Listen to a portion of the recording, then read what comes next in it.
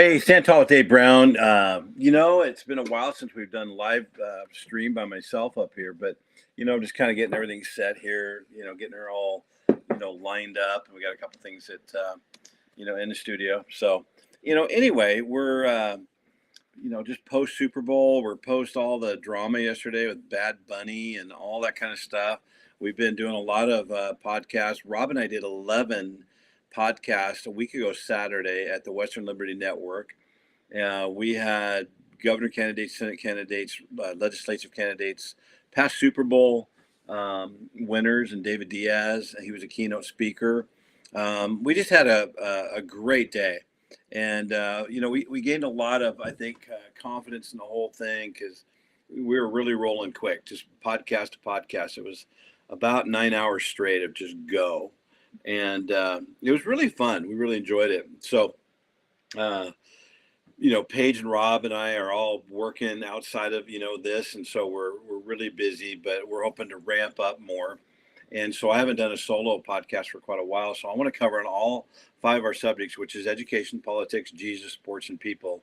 So it'll be about an hour long. It'll be a little bit of everything for everybody. And that was one of our original goals coming into Stand Tall, was to try to reach different audiences where people are at. And so we'll touch on some different subjects. And there's a lot of tech stuff happening right now with us that, we're putting it all together and trying to figure it out, tweak, and twist, and, put a new tool to it. So, it's a challenge, especially for me.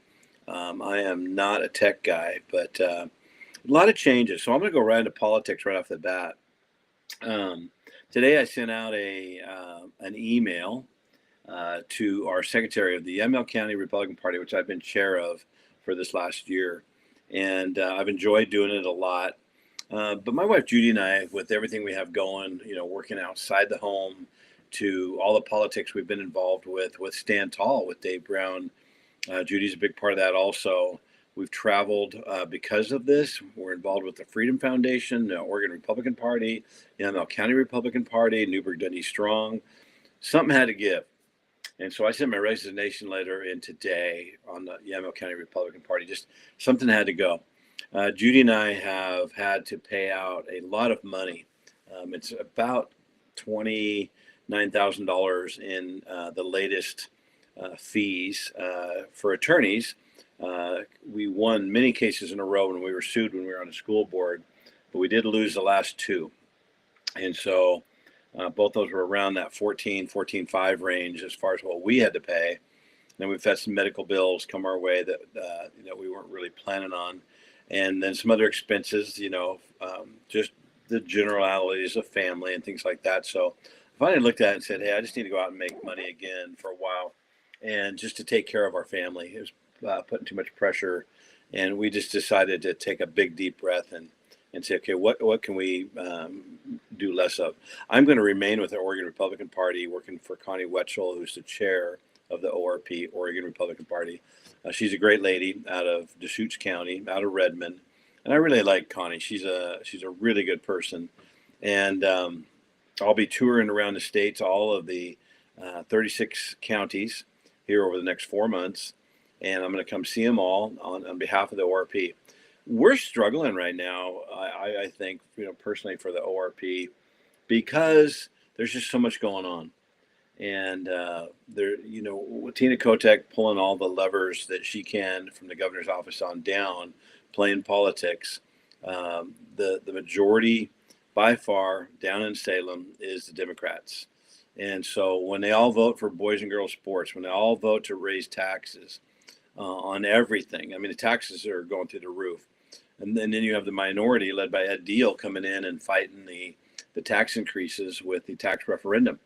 And they needed about, I think it was 70 or 80,000, signatures on petitions to stop that. We never got a vote on it. This was all Governor Kotek just throwing us right down our throats. 255,000 people signed that. Well over, 3 times the amount, about 3.5 times the amount of people in Oregon. And a lot of those were Democrats, and a lot of those were Republicans, and a lot of those were independents. And they're like, no, we don't want more taxes. Oregon is one of the highest tax states in the union, along with California and a couple others. So the last thing we need and want is more taxes. Tina Kotek doesn't care. She did everything she could to undercut Ed Deal and the Republicans with time to try to make it almost impossible to get this done. But the people really stepped up. Ed Deal's leadership, Bruce Starr's leadership, and other Republicans, but the local county people are the ones that put boots on the ground and got it done. And that's really cool. It goes to show you that, an 80-20 issue like this, 80% of Oregonians did not want this tax increase. And this is what the current governor, Tina Kotek, is all about. She doesn't care that that's what the Oregonians really want. All the polls showed well over 80% did not want these tax increases. She did it anyway. And I think that that's one of the things where she has to be voted out of office when she doesn't listen to us, when she doesn't listen to her constituents. She doesn't listen to her people. She doesn't listen to the people of Oregon.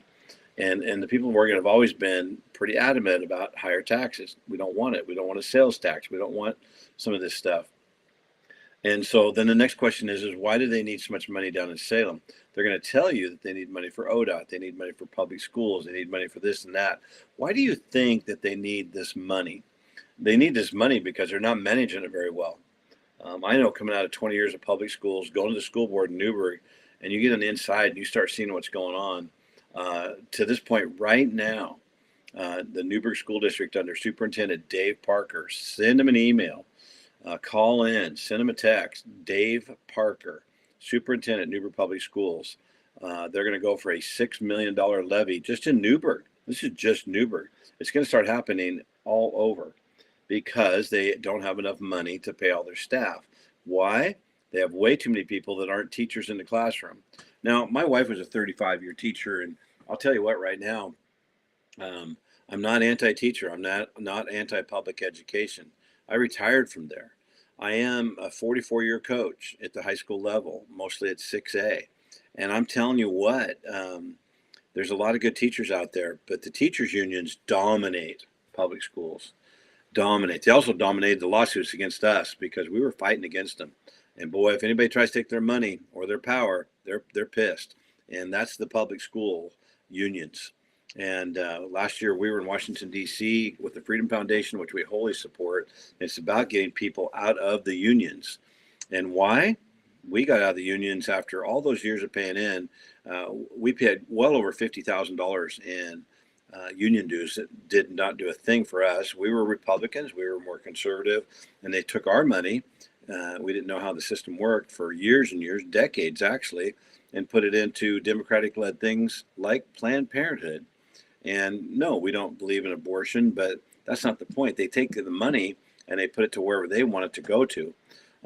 There was a person in filming the NEA, the National Education Association, with Baumgartner. She's the president. She's nuts. She's completely off her rocker. And she's screaming into the microphone, as did a couple other people. We keep the power by keeping the money. We get the money by keeping the power. We get the power by keeping the money. We get the money by keeping the power. And they're screaming at this. And this is their national conference. And they know that that's where they get their power. They have the money. And the problem with that whole theory is public education is a train wreck when it comes to results. They're not doing a good job. Now, there's always going to be exceptions, and maybe, hopefully, that you live in one of those communities. I'm going to bring up a town that is really close to Newburgh, St. Paul, Oregon. 1A school. They do a great job over there. The small schools can kind of stay out of the woke left agenda of DEI and Black Lives Matter and all the pride crap and all the transgender, all that kind of stuff. They can kind of stay away from it a little bit more in a small community because most of the people in the smaller communities are generally a little bit more conservative and don't want that stuff. And so the principals down at the lower levels can kind of stay away. And so they just keep doing their own thing that they've been doing for a long time. The bigger schools are hosed: Beaverton, Portland, Salem, Newburgh, and many other school districts. You go into Woodburn School District right now, and you're going to see people walking around with lanyards, say anti-ICE on them. This is happening right now. This is like right now. You're still going to see pride flags. You're still going to see some Black Lives Black Lives Matter flags, all the gender dysphoria. Just heard a story about a girl the other day. She's 26 years old, Portland, Oregon, went to school till 12. And she was convinced by counselors and teachers and adults around her that she was a boy, that she needed to pursue these feelings. She was 12. She was mixed up. She didn't know up from down, sideways from whatever. And so she, at 12, you're like seventh grade, and she fell into this trap of 12 years of transitioning to be a boy. Think about that, 12 years. She wore breast compressors. She was talked to. She took pills. She took hormones. She did everything. And at 24, she finally got to that point with a traumatic thing that happened in her life that she said, no, I don't want to be a boy. I'm a girl. And the whole story's about a half hour. And of course, we don't have time right now. I'm going to have her on the podcast. We're going to do a podcast with her. She's a brave young lady. But it was horrific what she was told. And it's sad what she was told. And that's what they're doing in our public schools. And they'll say they're not, but they are. They've lowered the graduation rates down to, you don't basically fail. You just keep getting moved through. That's why we're ranked so low and our kids are having a hard time reading. And why do you think, what's the main goal in all this? Well, you go to DEI and you go to diversity, equity, and inclusion, and they want everybody to be like right here. Just, we don't want to rock the boat at all, because we want everybody, to be treated the same. That's their downfall. That's where they don't realize that human beings aren't built that way. God made each and every one of us very unique, very separate. He made each and every one of us to operate under our own skill sets, our own mind, our own brains. And trust me, I just know in my lifetime, and I'm older, that I went to school with people who were far smarter than I was, more athletic than I was, taller than I was, but also with people who were shorter than I was, not as smart as I was, not as athletic as I was. I was really good in history. Other kids are really good in math. I was really good in the arts, typing, speech, things like that. I was really good at. Not so good in science. And then I wasn't that great in language arts. Other kids were great at it. I just remember all the kids, I grew up with. I was one of the more athletic kids, at least in my groups. There were kids more athletic than me for sure. And but the kids that weren't, I always felt bad for them because they just couldn't keep up, and they were frustrated. But kids get to a certain point, and it happens to everybody. And then so you move from football and basketball and baseball, the big three, and you start moving into other sports. I was a tennis coach for 24 years at the high school level, 6A. And I'm telling you, I saw it hundreds of times. Kids were either not having fun, or they just realized they didn't have a spot anymore in those other sports. And so they go to golf. They would go to volleyball. They go to softball. They go to track and field. They go to tennis. They go to lacrosse. They go to other, swimming. They go to different kind of sports. Some kids would go to wrestling because they could find a home there. And then, depending on, like when I was at Newburgh, some of those programs were led by really good coaches, and they ran a great program, winning, or they just ran a really good program and kids liked it. And so kids are going to, gravitate where they want to go to. But those same kids are still hearing a message within our public schools that's wrong. They still have to hear the BS message about that, it's okay for boys to play girls sports. You're looking right behind me. That's President Trump over my right shoulder right there in the Oval Office with a ton of girls who are all fighting Title IX. And I got this at an auction that I was participated in Washington County, Republican Party. And Steve Jonkus, if you ever listen to this, we were bidding against each other on this thing. And but we both wanted it. I got it. So have some of that, Steve. So anyway, it's here in the podcast room. We had a John Wayne picture right here, and it just fell off. And so we're kind of under remodeled a little bit. But, in the politics of public schools where we're at, we're hurting. And for sure, but they want more money. They're not doing a good job, but they want more money. So it's like, the old people want to say young people, don't work that hard. What I'm seeing where I work, the young people do pretty good, but it's one of those things where I hear it all the time. They just call in sick. They don't care. They'll miss a lot of time, and they think that's okay. Just, I got something I got to do today. I mean, that is just not the right attitude to have. And so, anyway, I think that young people are begging for a better education, a more a stronger education, be challenged more. I had kids 10 years ago watching 2 movies a day because it was so boring, and but that's what we do. The kids come in, they have late start, early release. They have a prep period. They go into some classroom where one of their friends is at, and they're like the teacher's aide. They're not doing anything most of the day. They go to lunch. I mean, they might have 1 or 2 periods a day where they do any work whatsoever. Their junior, senior year. Now, some kids take a stronger workload for sure. Usually, those are the kids with a set of parents that are pushing them. But if you go to Newburgh, other than some of the other schools, we have a young girl right now at U of O. She didn't earn all those credits coming out of high school at Newburgh. Why? Wasn't available. They just, the AP classes were watered down, so those classes didn't earn them college credits. Other high schools do it all the time. Why don't we do it? Why don't we do it? And the one thing about public school now, the unions, they're going to back up the bad teachers and the lazy teachers. And if you're a really good teacher, they just let you keep rolling the way you're rolling, unless you buck the DEI, unless you buck anything they want to talk about with boys playing girls sports. You do any of that in the public schools, you're gone. Saw it happen dozens of times.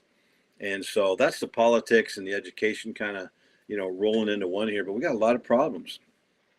Governor Tina Kotek voted for boys and girls sports. She voted to raise taxes. She is the head of, over the top of, the Oregon Department of Education. You talk about the Oregon Department of Education. You talk about the OSBA, the Oregon State School Board Association.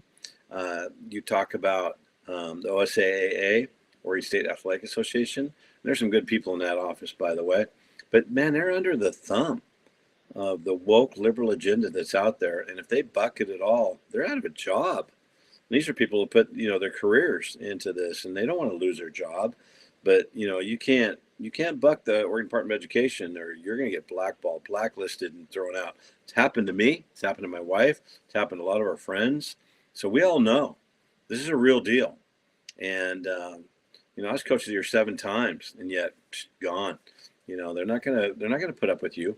So we stood up for, no boys and girls sports, and we went right to the Canby School Board and said, we know you can't do anything, because school boards don't really have any power. Everybody thinks that that's where the power plays at. They don't have any power. They don't have any power at all. They're going to do what they're kind of forced into do by the Oregon Department of Education. And that's just the way it is. That's the way it works. And the Oregon Department of Education better look out, because we're coming for you. We're coming your way. We're going to start exposing this more and more and more. I'm going to enjoy doing it, because I want to see our public schools better. And I don't want to see the teachers unions better. I want to see the kids getting a better education. And I would like to see teachers have a building they could walk back into and be proud of being a teacher. Education used to be a profession that people really liked, that they took honor in and they took pride in. And now it's just become an agenda-based pile of dog crap.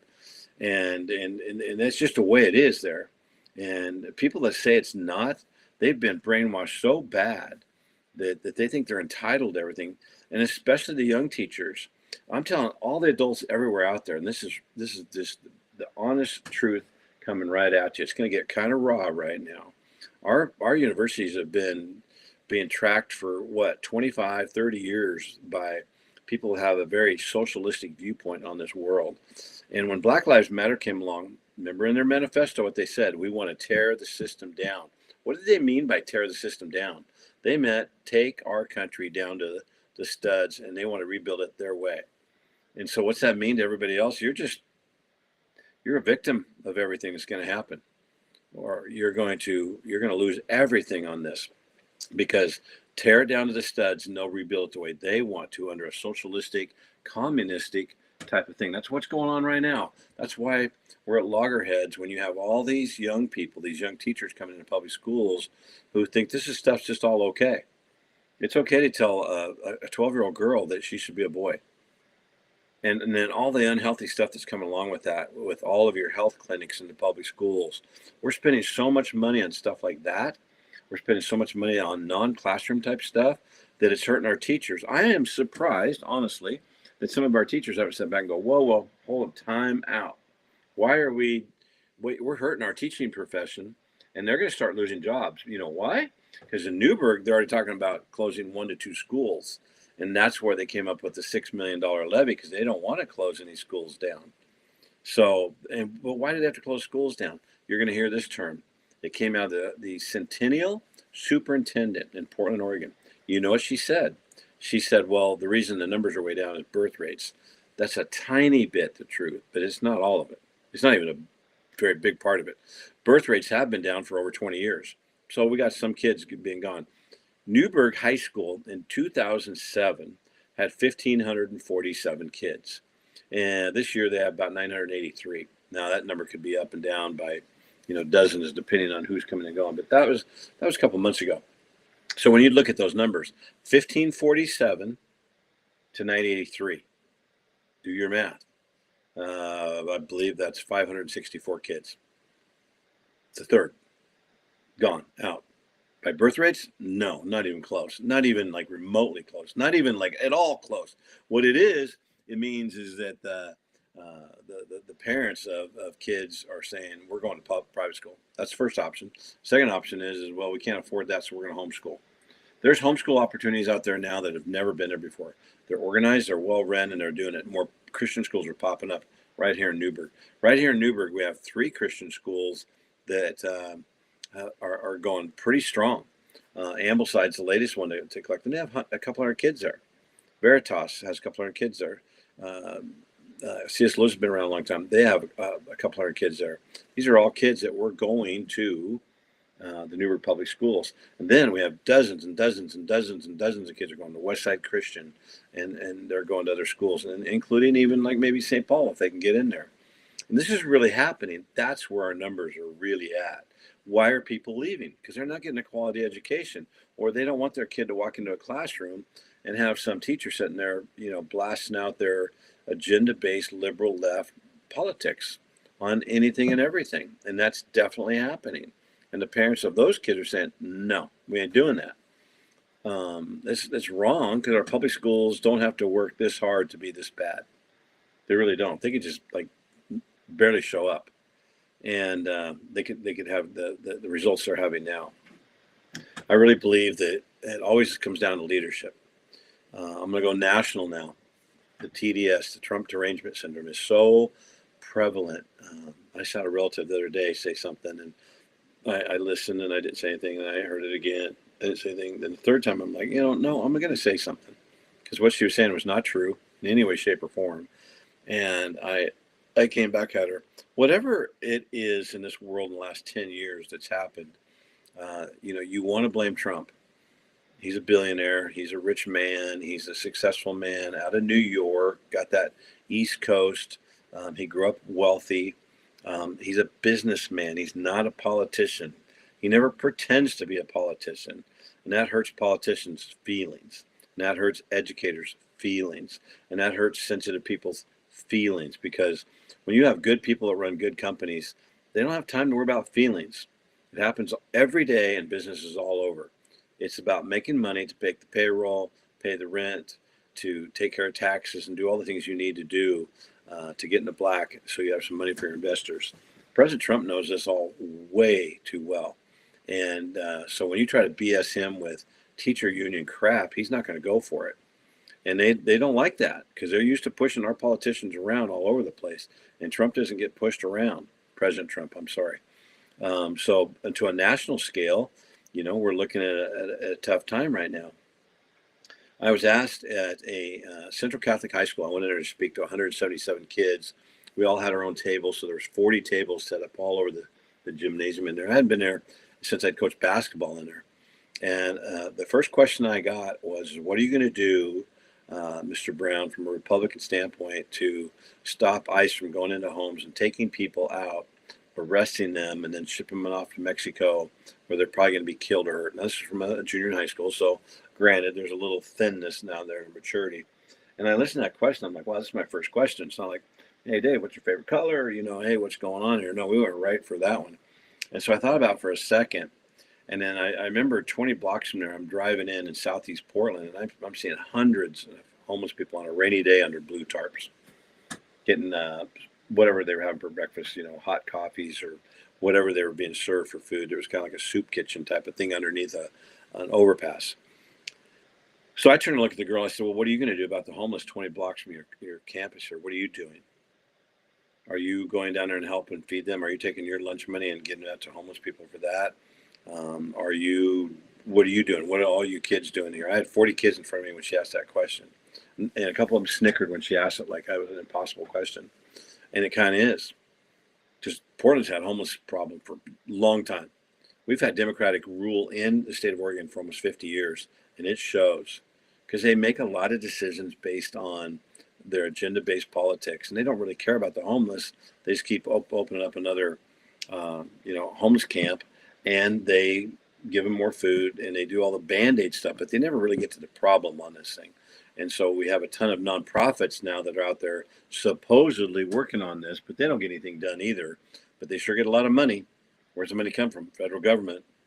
Where's the federal government get the money? You, me. That's where the federal money comes from. And so I told this girl, I go, what are you doing? I said, but let's back up on this question a little bit. I said, why do we have so many homeless people here? Why do we have so many illegal immigrants that you're worried about? You don't seem to be too worried about the veterans that fought in wars to protect our country and to protect us from, the communism that was looming out there and all the threats that keep looming out there that are really real threats. There's people out there who, if they could, they'd come and hurt us really bad. And so I guess for me, it's like, I just asked her, what are we going to do? It's going to be your problem moving up as a 17-year-old for the next 10 years. I said, and you know why it's a problem right now for the ICE going into these houses and trying to get rid of the people who committed crimes? Because that's really who they're after. But if there's somebody in there that's also just an illegal immigrant, they got to go home. I mean, it's that simple. There's not a country in the world that just, except the ones that are having a really hard time, like France and even England now, that have been so Joe Biden-like and letting everybody in. I said, Joe Biden and Kamala Harris, president and vice president, that 10, 12, I've heard estimates 15 to 20. So let's just go 10 million people flood over the border. We all saw it on TV for years, every day, up and down the Mexico-United States border. What do you think was going to happen to those people? What are the consequences when they get shipped off to different communities and there's 100 of them and they go into a community? We got to feed them. We got to find a place for them to stay. Got to give them a cell phone. Got to give them money for, transportation, education, medical. Did anybody not think at all on the left that somebody's going to have to pay for all this? There's not an endless amount of supply of money in Washington, D.C. just to pay for all this stuff. But that's how it was operated. You know why? I know because in Newburgh, when COVID hit, the COVID money is now running out. That's where your Democrats are having a hard time because that money's gone now. They don't get these 100, or $1 million grants just flying through all the time now to pay for all their little pet projects. No. When I was on the school board, we were literally given, or we wanted to spend, by our liberal counterparts, they wanted to spend a Chromebook on every kid, 4,500 kids. So they came back and said, we're going to get a Chromebook for every kid, somewhere around $300. So every kid's going to get a Chromebook. They get a Chromebook, they're going to take it home because we got to be equitable. What we should have done is not buy $750,000, I believe was the grant for the I'll have to do the math on that, but and then we spent another $175,000 on hotspots for people who didn't have the internet. And makes sense if you're going to give them to everybody. You got to find a hotspot, you got to find the internet, you got to find a Wi-Fi for everybody. But why? We were terrible in reading going into COVID. You know what we could have done? I brought up at a school board meeting and got shot down by the left. Why don't we go buy books, have our teachers come in a couple times a week, and we get a ton of big manila envelopes, and the kids would put their book in there, read it, have a little report depending on age level. If it was a K through 2 or 3, they basic little stuff, but that's what that teacher's trained for all the way up through 12th grade. Read a book, do a report on it. They would learn how to read, they would learn how to write, they would learn how to put a project together, and then they take it in, they drop it off. The teacher takes it and grades it, say every 2 weeks. And the teachers could have had all that. They could have worn little gloves so they feel a little safer. They could have worn a mask so they feel a little safer. We already know that COVID was mostly BS, but we could have done a few of those things like that. And our kids in a year and a half would have read how many books and how many reports would they have written? And you could have different levels. The kids that were smarter, a little tougher work. And my goodness sakes, there's so much we could have done.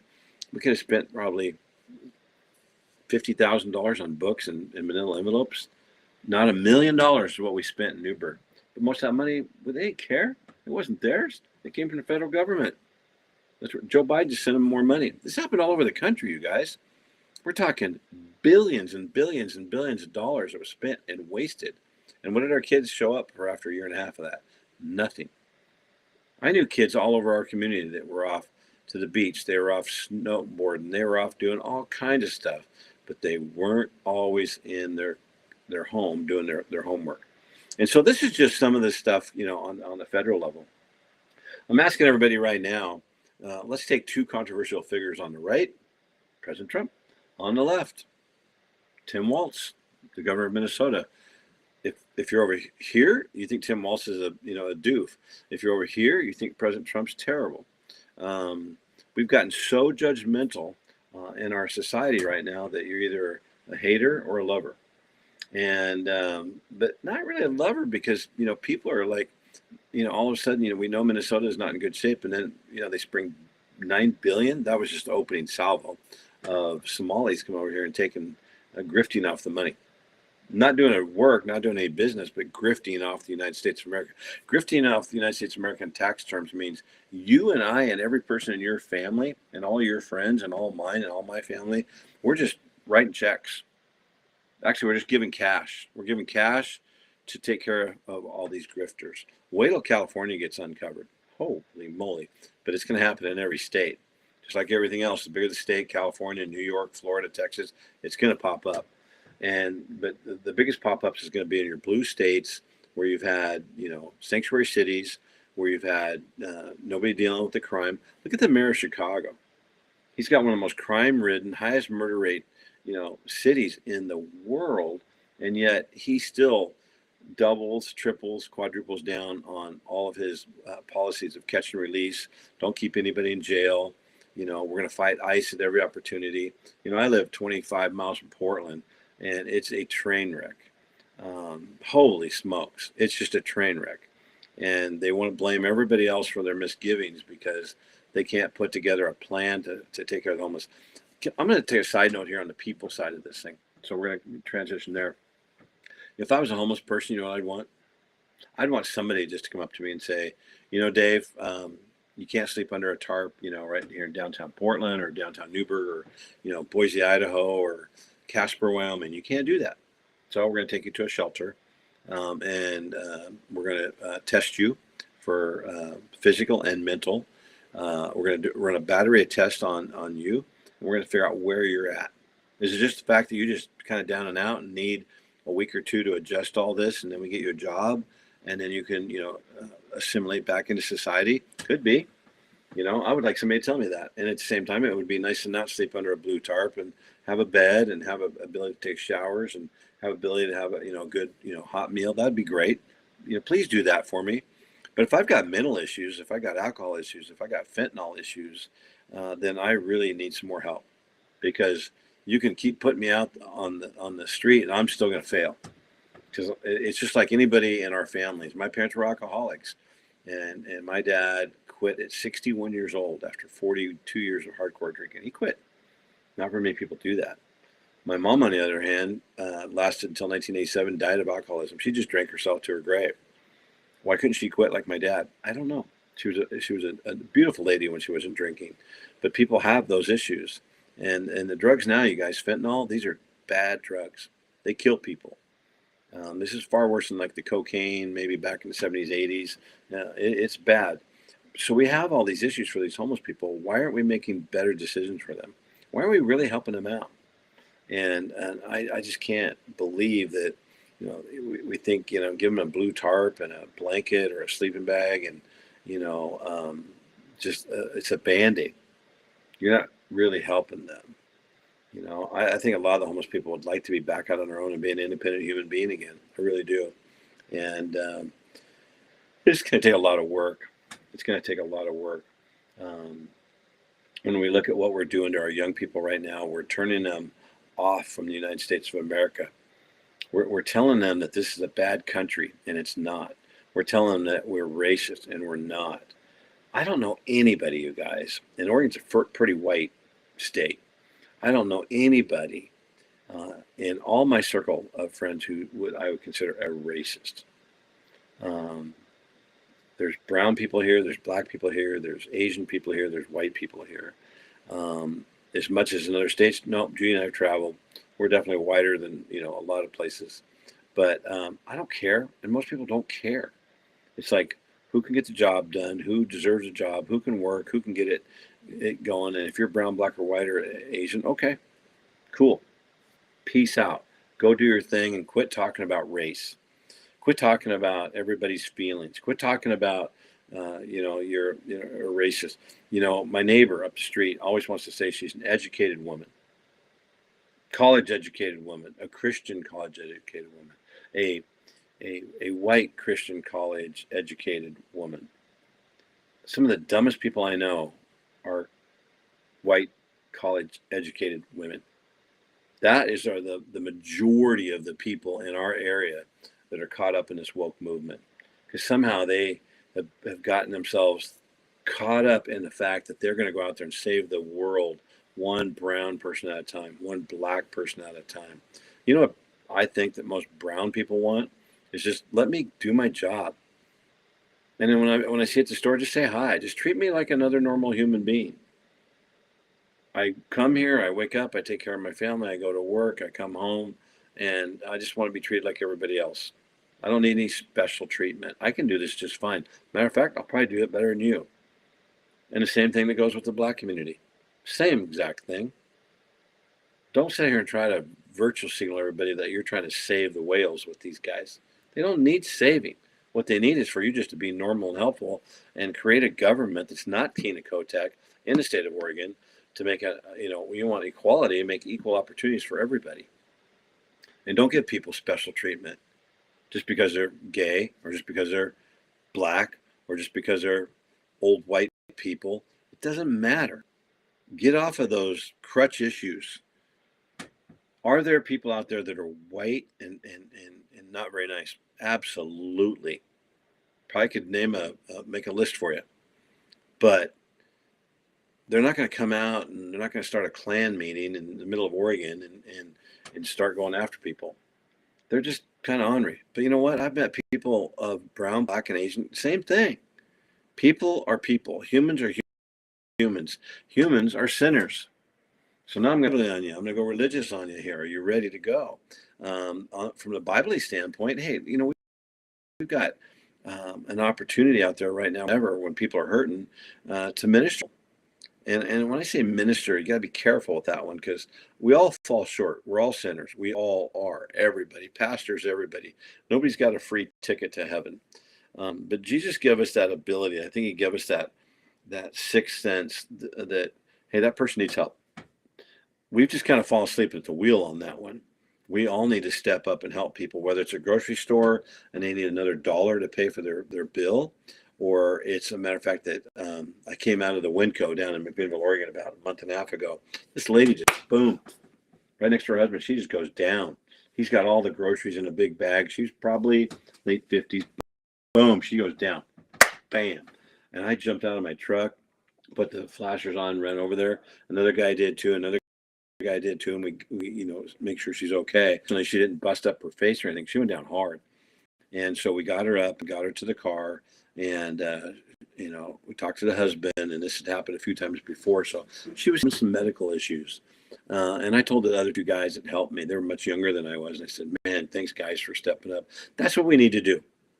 Now that could come in 100,000 different forms of how you help somebody. I've stood up when somebody's rude to a 16-year-old at McDonald's, and they don't like the way they're getting their order done or something like that. And they start yelling at them. I'm like, whoa, time out. We ain't doing that. This is a 16-year-old working at McDonald's making minimum wage. You don't need to yell at them. They'll get this thing fixed. We're talking about McDonald's here. This is very fast food, average. Sorry, dude. The one thing I really like at McDonald's though, I really like their sausages in the morning. I don't want the egg and the McMuffin and all that, but their sausages, they're pretty good. So I'm going to spin off into this thing and some fun stuff for a little bit. I did this on a reel today, and I wanted to read it off because I really enjoyed doing this one today. So I'm doing it on the podcast. I want to finish the last part of this with a little bit more lighter fare. Talking about cars, my first car was a '68 Dodge Charger, hopped. I bought it in 1973 because I could not buy a 1970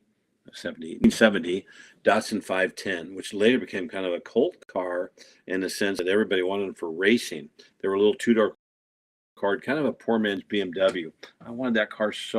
My money, $1,800 in 1973. I'd been looking at it for weeks and it hadn't sold because in 1973, you guys, there wasn't a lot of cars. A few little Honda cars, Datsun was getting in there, Toyota. There wasn't much. I think there might have been a Mazda, but I wanted that car so bad. It was my money. From the time I was 8 years old, my parents didn't give me any money because they didn't have any money to give. They worked their tails off on very low end blue collar jobs just to keep a roof over our head and some food on the table. That was just my life growing up. Didn't mind it at all. I started at 8, buying my own school clothes, bought my own bikes, bought my own toys. I bought my own motorcycles. I liked it that way, and so I had the money. Mom couldn't go with me. This is where it all went to heck in a handbasket. My dad gets home early that day, so I'm anxious to get this car that day. Boom, we go up to see Chuck Moon at Newburgh Chevrolet, downtown Newburgh, and ready to buy that car. Man, I am so anxious. I'm 16, so I can't sign, the title or anything like that. You got to be 18 or over.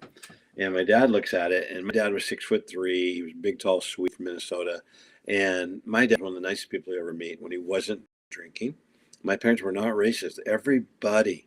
We had a Blackfoot Indian stay at our house a lot. We had Mexican people stay at our house. We had black people from the West Indies at our house all the time because they'd come in on salt ships from the West Indies and Barbados. And so I grew up around all kinds of people. And we grew up around rich people. And we grew up around poor people. And we grew up around heavy drinkers and people that every third word was an F-bomb. On Sunday mornings, that was my church. But at this particular time, my dad looks at this car and he goes, "What is it?" And I said, my dad's name was Winifred Cornelius Brown. Nope, he went with Slim. That was his name, Slim Brown. And to me, he was Dad, though. But my dad, my hands, are average size for a man. This is my dad's hands on me. They were huge, huge. And I said, so I never backtalked my dad. I never would have done that anyway. He was a cool guy when he wasn't drinking. And so he goes, "What is it?" And I said, "It's a Datsun." And he goes, "What's a Datsun?" I said, "Well, it's a foreign car, but it's made by Nissan." He goes, "Well, where does it come from?" And I said, "Japan." My dad turns and starts walking towards a Chev truck. First racist thing I'd ever seen on my dad, and I'm 16 years old. I said, "Dad, what are you doing?" He goes, "Not going to buy any car from the Nips," which is a derogatory term for Asian people from Japan. Now, my dad was in World War II. He grew up in a different era. He saw stuff that we didn't see. And I said, "Dad, that was a long time ago." And my dad said, "Not for me, it wasn't." And that was the end of the story. My dad was not going to allow me to buy that car. I was so mad at my dad, and it caused a tailspin of car stuff that lasted for years. Probably the most disappointed I ever was in my dad was that point. Not because I didn't get the car, it's because I didn't like what he said. Because it was like calling a black person the N-word or a Mexican person the S-word. It was just wrong. It was just wrong. So I settled for a '68 Dodge Charger. Now I was supposed to be getting a little bit light here, and I went a little bit heavy, but I settled for that '68 Dodge Charger because it was. And it won Car of the Month 3 times in a row. My junior year, all the seniors were mad at me. That's back when we had Car of the Month. And I won 3 times in a row. It was a great car. It would have been a chick magnet, except I didn't have any girl game at all. So heck with that one. But I had a lot of fun with that car. That was a great car. Dukes of Hazzard, the orange car, that one, that's the car right there. It was tan with a little bit of a green vinyl top. Vinyl was something they did in the 70s. There was a bad idea then, bad idea today. they don't do those anymore. So anyway, that was my car. Other cars I really like though. I wanted that Datsun 5. It reminded me of a BMW 2002. And so 1972, 73, 74, that was just oh gosh, I love those cars. To this day, it's my Eleanor. And an Eleanor is whatever your favorite all-time car is, hands down, no matter what, no negotiation. That's your Eleanor. It comes out from Gone in 60 Seconds with Nicolas Cage and Robert Duvall. There's a fabulous take on that. I like that movie. I think that was a good movie. I thought it was Nicolas Cage's best movie, by the way. But that's your Eleanor, BMW 2002. My neighbor Nate up the street got one about 6 months ago, and but a year ago we were talking about our Eleanor, and he goes BMW 2002, and I go, no way, me too. Will I ever get one? I don't know. I have a 1974 MGB that my best friend in our senior year in high school had one, and so I rode in that quite a bit. Cool car. His parents gave it to him brand new, going to a senior year. I got mine 13 years ago, and my wife Judy and I go all over the place. It's a two-seater, convertible. Got a top for it, but convertible. We go tooling around in that thing all the time. It's just a blast. Low to the ground. Cool car. A couple of the cars are like 66, 67 two-door Mustangs. Those are just sweet. My neighbor brother had one. Oh, my goodness, it was a good-looking car. I also like Porsches and Corvettes. You get like a 63, 64 split T Corvette window in the back. It's like, oh my goodness sakes. We have a neighbor friend, and his best friend comes over with his Porsches, and they're new, they're nice. They're like, whoa. I mean, when you're a guy that likes cars, it's just like pitter patter, pitter patter, pitter patter, pitter patter. It's just mesmerizing. Also like a 66 Chev pickup, which I had one. Had a wood bed in the back, and it was a long box, navy blue, had little kind of rims on it. It had a Lincoln. I thought it was Cadillac, but it was a Lincoln. I looked it up. It was a Lincoln leather seat, all powered. You hit buttons and it would tilt and go up and everything like that. And the whole interior had been spray painted black, and they did a great job on it. And it was a 3 in a tree. Oh my goodness, that was a great truck. I had that for a couple of years, clear into college. So it's probably my all-time favorite truck. And I love my Chevy Silverado Z71 I have right now, a year old, and it's probably the overall the nicest car I've ever owned in my life. It rides like a dream, and it seats 4 or 5 adults just perfectly. So, those are kind of the cars I like. A Datsun 2000 Roadster would be one that I had in college. I traded my truck for, and that's a little two-seater. I had 2 hard tops and a soft top for it. Fast car. Very small, actually smaller than my 74 MG. If I could have one car back again, that car is probably worth $35,000 right now, maybe even more than that. Yeah, it's cool. So, in the car lane, I'm also into painting. I paint. I'm an artist. I paint. I've got over 50 paintings, and I'm about ready to start Max Millie's art studio, and I'm excited about that because I'm going to sell my paintings online. And I'm going to rep other people I know that do various types of artwork. Grove Manufacturing, and he does metal manufacturing. He builds fence gates. He builds this right here. I can turn this right there. Boom. That whole flag right there. I'm giving you a shot at it. It's all metal. He made that for me. 220